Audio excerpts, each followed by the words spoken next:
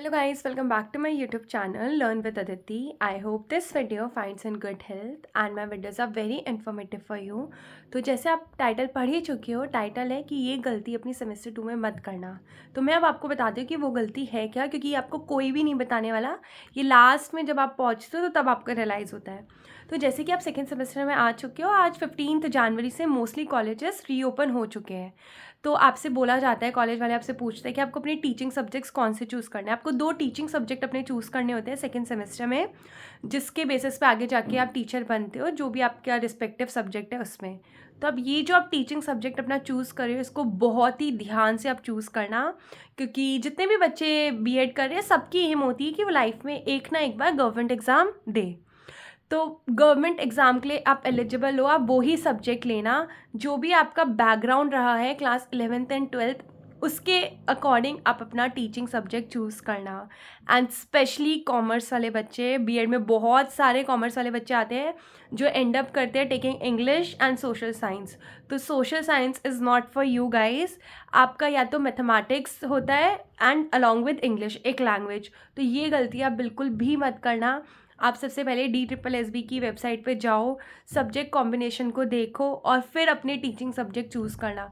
English, social science and maths, ये 3 ऐसे subject हैं जो मोस्टली कॉलेजेस अग्री करते हैं। सॉरी, मैं स्कूल बोल रही हूँ क्योंकि मुझे स्कूल की हैबिट हो गई है।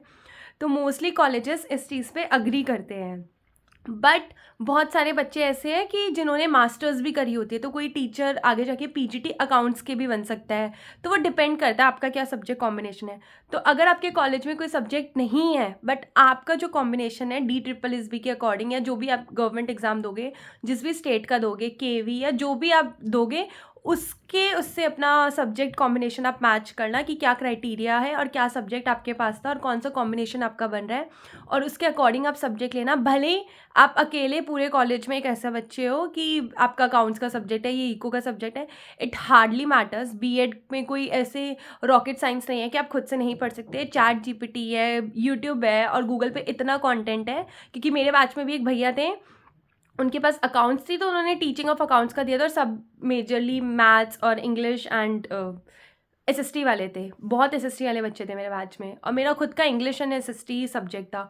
तो ये गलती आप बिल्कुल भी मत करना। भले ही आपको अपने कॉलेज वालों से लड़ना पड़ जाए कि नहीं आपको टीचिंग सब्जेक्ट यही चाहिए, क्योंकि बहुत सारे कॉलेज वाले होते हैं कि नहीं ये तो हमारे कॉलेज में नहीं है, और क्योंकि उनको आपकी फ़ीस से मतलब है। To be very honest, college वालों को सिर्फ फ़ीस से मतलब है, वो आपके आगे का फ्यूचर नहीं देख रहे हैं।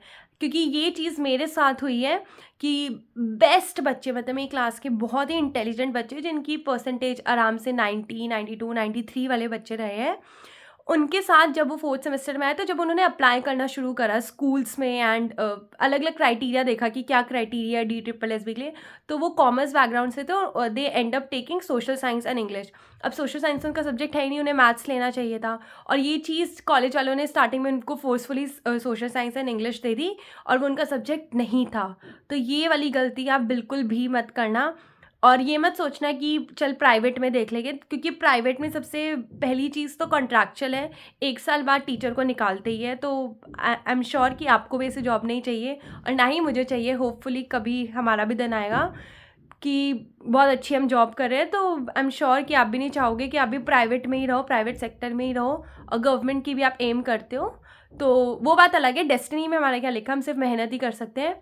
तो go for government exams and अपना कॉम्बिनेशन ज़रूर ज़रूर ज़रूर चेक करना, क्योंकि ये बहुत ही इंपॉर्टेंट है। चाहे आपको कॉलेज वालों से लड़ने की ज़रूरत पड़ जाए, क्योंकि वो नहीं देते, ये बहुत होता है। Take your parents to your college, but आप गलत सब्जेक्ट मत लेना, वरना आप सोचो आपका बीएड करने का कोई फ़ायदा नहीं है, कोई यूज़ नहीं है। क्योंकि प्राइवेट स्कूल, क्योंकि मेरे साथ जो बच्चे थे ना, तो उन्हें लगा कि चल प्राइवेट स्कूल में अप्लाई कर लेंगे, बट अब तो प्राइवेट स्कूल वाले भी आपका सीटेट मांगते हैं।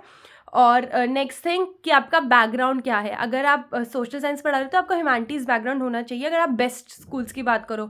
और नॉर्मल अगर आप लोकल स्कूल्स की बात करो जिनकी सैलरी 4000 5000 होती है, तो वो तो काम चला लेते हैं, बट बेस्ट स्कूल्स में आपका बैकग्राउंड देखा जाता है। रेयरली ऐसा होता है, अब तो बहुत कम, मैंने अपने आसपास तो देखा नहीं है कि कोई कॉमर्स का बच्चा सोशल साइंस पढ़ा रहा है। पुरानी टीचर्स लगी हुई है, वो बात अलग है, बट अब ये चीज़ इतनी एक्सेप्टेबल नहीं है। तो kindly check your teaching subjects with your background. So that's it for this video. If you guys liked my video, do like, comment, share and subscribe to my YouTube channel. And comment करके मुझे ज़रूर बताना कि आपको मेरी ये video कैसी लगी और आगे मैं आपके लिए कौन कौन सी वीडियोस बनाऊँ. Till then, thank you everyone. Keep supporting.